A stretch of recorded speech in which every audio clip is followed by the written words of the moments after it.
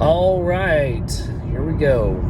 It is Worry Wheel time.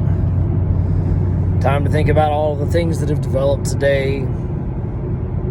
Talk about all of the stuff that has occurred. Just brain dump. So, I listen to a podcast in the morning on the way to work and stuff, and it's very enjoyable. It's pretty informative.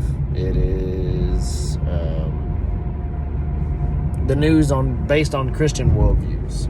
Okay. Today was interesting. There was a lot of things were talked about as far as the presidential administration, and one of the picks for the Assistant Secretary of Health.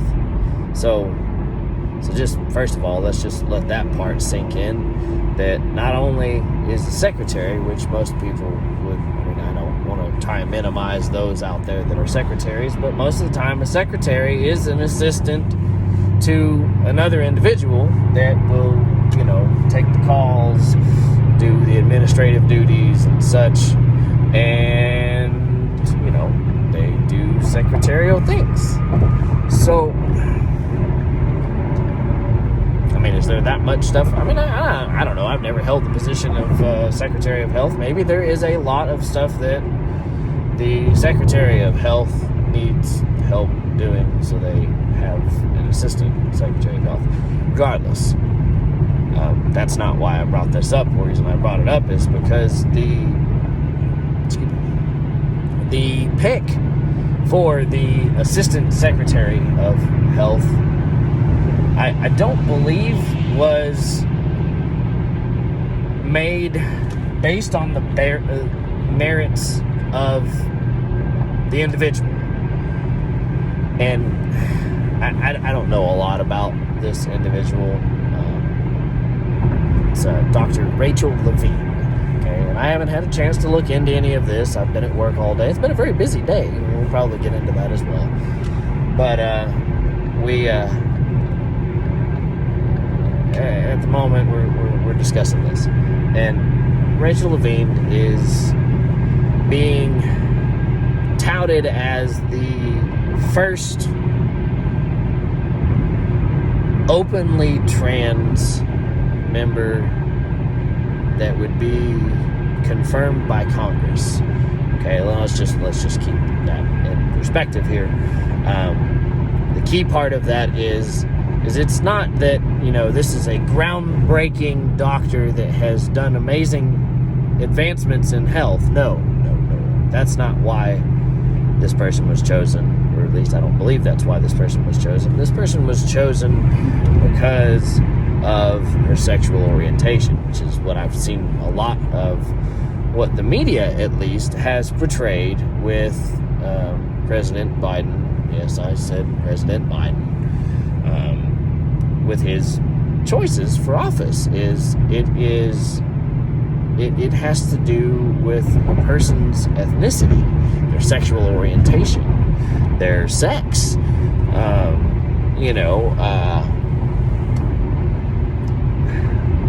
For someone that preached so much unity and wanting to bring the country together, he sure does seem to be singling out and bringing to the surface a lot of minorities, and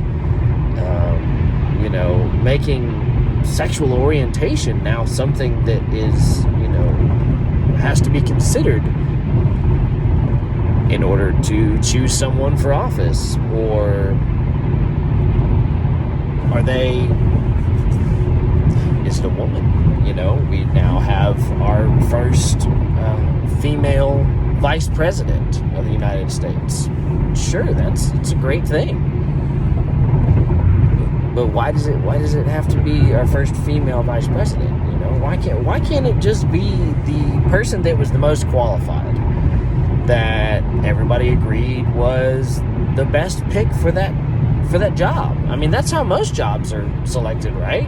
There's a group of people that they come together, they look at the resumes, they interview them, a lot like the debates and stuff that we have on stage, and we ask them questions, and we try to learn about them and what they're really about, what they want to do, how they can help grow a company, and how they can be a good benefit to the team to progress everyone forward, right? I mean, that's what you do in a business world. That's what you want out of an employee. So why isn't the presidency like that, or the vice presidency, or something along that lines? No. We don't pick like that. We want a woman vice president, or the first black president. Obama, it's a whole different subject there. Not that he's black, it doesn't have anything to do with that. It was his policies and what he thought. And we're getting ready to have another Obama presidency, because Biden's already marching in line and is conveying to the media and the world that he is going to be the most... I can't remember the actual terminology now. Now, everybody, if all four of you want to roast me on that for not knowing the terminology, but he's going to be the most, he keeps saying he's going to be the most unifying president, whenever he hasn't really shown that one so far. His day one job was to undo everything that President Trump had done in the last 4 years, and he's done quite a bit of that already. For you pipeliners out there that may come across this video, I'm sorry for your loss. He shut down the Keystone Pipeline, or he's attempting to shut it down, stop work on it for those that were building the wall. I'm sorry that you lost that contract. I'm sorry that there are a lot of you that are going to be trying to find other jobs, and it's going to be hard to find other jobs, because I have a feeling that it's going to get harder and harder to find work, harder to keep your job, because things are getting even crazier as the time goes on. Work life is getting kind of weird, and maybe it's just because I live in Oklahoma. It takes a little while for things to get here. We kind of out here in the middle of nowhere. There's not a whole lot of people come out here, and the people that are here, we're kind of rough and tumble and don't really worry too much about disease and such. We do our thing, we get dirty, we do our jobs, and we do them to the best of our abilities. But there's always things that are gonna hit a little differently depending on where you're at.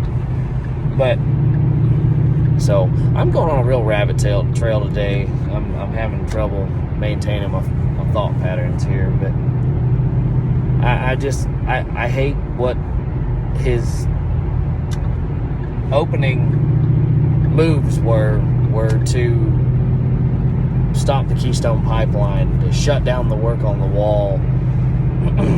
When, by the way, I do believe that Democrats built some walls around the Capitol in order to keep those dirty domestic terrorists out of there, and the deplorables and Proud Boys and so on and so forth. Well, walls work there. Why won't they work somewhere else? I don't know. I'm not a politician. So anyhow, so I'm a little sad that those were the first moves of our president. Even more sad that it seems like his picks are based on someone's gender or sexual orientation, not necessarily on their merits. And it may be somewhat on their merits. I don't know. I haven't looked into a whole lot of these people. The majority of what I have heard about Biden's picks is not that the person has done tremendous things for their state or their practice or something to that effect, I've actually heard that the majority of the people that he has chosen have done a rather poor job at their job while they were where they were. So I don't know.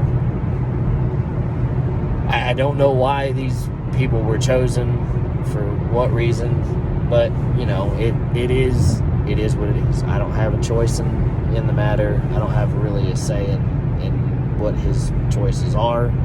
So I can only speak my opinion, and that's what this is. This is my worry wheel. This is where I'm trying to push off my thoughts so that I can go home and enjoy my family and spend time with them. So also on today's agenda is, man, it has been busy today. We've got a coworker that is out, will be out until the 29th, because he's quarantined, because he actually got COVID, but he's fine. He was sick for 2 or 3 days, but he's recovering, seems to be just fine. So, it's me and a new guy and my boss, and that's it. And there's usually, there had been 3 of us at one point working in the shop, but we laid one guy off. And so, there's all kinds of things. So anyhow, here's something a little fun. We'll end on this note. So the facilities engineer that I work with, great guy, enjoy hanging out with him, enjoy working with him, but we have this little thing that we don't eat hot tamales at work. We just don't do it. We had a period of time where there were a lot of machines that were being crashed. We were having to realign, fix, repair, all that stuff. Things were breaking a lot. And we were able to correlate it, however silly or ridiculous it may be, to the fact that whenever the machines broke, we were eating hot tamales while we were repairing them. And then we came to the conclusion that once all of the hot tamales had been eaten from our break room cafeteria, the machines would be up and running. And honestly, that is about how it has kind of played out. So yesterday, he had bought some hot tamales at another one of our divisions, and then he came and ate them at our division. So no big deal. It was late. It was lunchtime, afternoonish when he got them, and he ate them, and then we went home for the evening. And then we come in this morning, and we've got the machines are broken. They're out of alignment. And it was just one thing after another, after another, after another all day long. So oh, goodness. So I told him, I was like, this is all your fault. I was like, we've had this discussion. You're not allowed, no one is allowed to eat hot tamales here. That's it. You can eat them anywhere else. You can have them at home. That's fine. Just do not eat them on the premises. The machines smell them, they get upset, and they just start breaking. So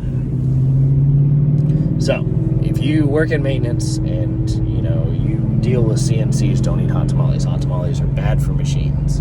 They're probably bad for you and bad for your teeth too. But hey, they're yummy. So anyhow, we're going to end on that note. Remember, guys, whenever you're on your way home, if it's a short drive or a long drive, take the time, put your worries in the wheel, take your home life out, and focus on your family. Love and enjoy them, and leave work at work. Leave your worries in the wheel. Go home and enjoy a nice dinner with your family. And we'll talk to you tomorrow. This has been Worry Wheel with Wylee. We'll see you next time.